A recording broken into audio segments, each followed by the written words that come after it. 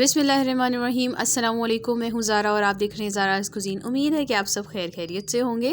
रजब special में मैं आपके साथ शेयर करूँगी मीठी टिक्कियों की बहुत ही ज़बरदस्त सी रेसिपी। बहुत सारे लोग इसको बनाते हैं लेकिन उनकी टिक्कियाँ या तो फ्राइंग के दौरान टूट जाती हैं या फिर बनाने के बाद वो हार्ड हो जाती हैं, जो कि खाने के काबिल नहीं होती। जो मैं आपके साथ रेसिपी शेयर करूँगी उसमें ऐसा बिल्कुल भी नहीं होगा। बहुत ही खस्ता और बहुत ही ज़बरदस्त बनेंगी और आप इनको स्टोर भी कर सकते हैं 1 मंथ के लिए। तो सबसे पहले हमें चाहिए होगा आधा कप गरम दूध। आप जैसे देख सकते हैं कि इसमें धुएं निकल रहे हैं, ये बहुत गरम दूध है। फिर इसके अंदर हमने 1 कप चीनी का इस्तेमाल करना है। आधा कप लिया है मैंने मेल्टेड घी, लेकिन हमने ये सारा शामिल नहीं करना। इसके अंदर हमने 5 से 6 खाने के चम्मच घी का इस्तेमाल करना है, वो ऐड कर देंगे। गरम दूध इसलिए लिया है कि चीनी एकदम से इसके अंदर घुल जाए। इन तीनों चीज़ों को हमने बहुत ही अच्छे तरीके के साथ 1 से 2 मिनट के लिए मिक्स कर लेना है, ताकि गरम गरम दूध में चीनी अच्छे से डिज़ोल्व हो जाए। आप चाहो तो पिसी हुई चीनी का इस्तेमाल भी कर सकते हो। इसके बाद जी हमने इनको मिक्स करना है और इसको हमने साइड पे कर लेना है। बाकी की चीज़ें अब हम देख लेते हैं। सबसे पहले जी हमें चाहिए होगा 2 कप मैदा, जिसको हमने अच्छे से छान के इस्तेमाल करना है। इसके बाद जी इसके अंदर तेल शामिल करेंगे। 3 टेबल स्पून मैंने यहाँ तेल का इस्तेमाल किया है। अगर आपको नहीं ऐड करना तो आप इसको स्किप कर सकते हो। 4 टेबल स्पून नारियल का पाउडर शामिल करेंगे। 1 टीस्पून इलायची का पाउडर शामिल करेंगे। 3/4 कप मैंने लिए यहाँ पर सूजी, जिसको हमने छान कर इस्तेमाल करना है।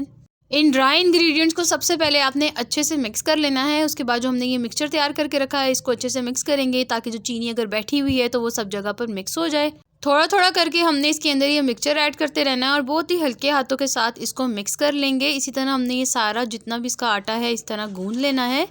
इसका आटा थोड़ा सख्त ही गूंदा जाता है, तो इस बात का आपने खास ख्याल रखना है। जहां आपको लगे कि आटा बहुत ही बेहतरीन किस्म का आपका गूंद गया है, तो आपने ये मिक्सचर साइड पे कर लेना है। जोरी ज़बरदस्ती इसके अंदर ऐड नहीं करना। गूंदने के बाद इसको हमने 1 घंटे के लिए रेस्ट देना है, ताकि अच्छे से सेट हो जाए। उसके बाद ही हम इसकी टिक्कियाँ तैयार करेंगे।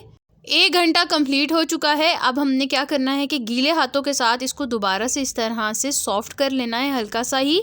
फिर छोटा सा इसका एक पेड़ा लेंगे और इसको हमने बेल लेना है। बहुत पतला नहीं बेलना, इस बात का आपने खास ख्याल रखना है।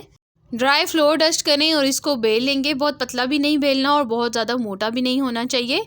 कुकी कटर की हेल्प से हमने इसकी शेप दे देनी है। अगर आपके पास नहीं है तो आप स्टील के ग्लास का इस्तेमाल भी कर सकते हैं।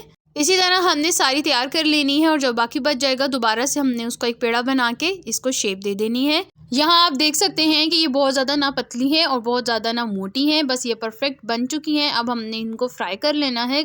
ऑयल को मैंने पहले ही गर्म करने के लिए रख लिया है। जैसे ऑयल गर्म हो जाए तो आपने फ्लेम को बिल्कुल लो कर देना है। उसके बाद इन टिक्कियों को इसके अंदर ऐड कर देना है। गर्म ऑयल में इसको फ्राई करेंगे तो ये इस पे ऊपर से कलर आ जाएगा, लेकिन ये अंदर से कच्ची रहेंगी, इसलिए आपने लो फ्लेम पे ही इनको फ्राई कर लेना है। टिक्कियाँ ऐड करने के बाद 2 मिनट तक आपने इसको बिल्कुल भी नहीं हिलाना, कोई चम्मच नहीं लगाना। इस तरह से भी टिक्कियाँ टूट सकती हैं।